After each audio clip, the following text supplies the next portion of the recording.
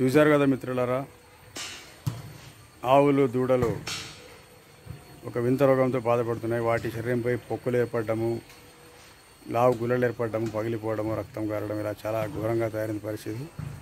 కాబట్టి ప్రభుత్వాధికారులు స్వచ్ఛందంగా సుమోటోగా ఈ యొక్క ఆవుల ఆరోగ్యం కాపాడడానికి నడుబిగించాలి.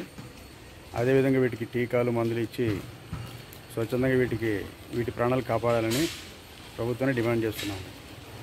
ఎందుకంటే ఈరోజు మూగజావలో తన నోటితో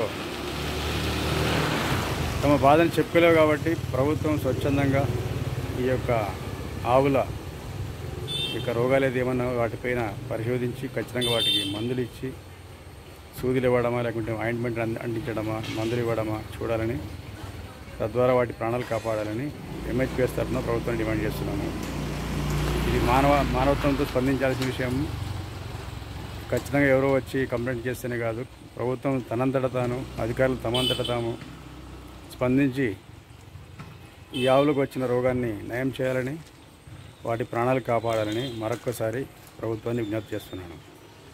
ధన్యవాదాలు. నా పేరు నూర్ అహ్మద్, ఎంహెచ్పిఎస్ రాష్ట్ర కార్యదర్శి, ఆదోని జిల్లా సాధన ఐక్యవేదిక కన్వీనర్, ఆదోని.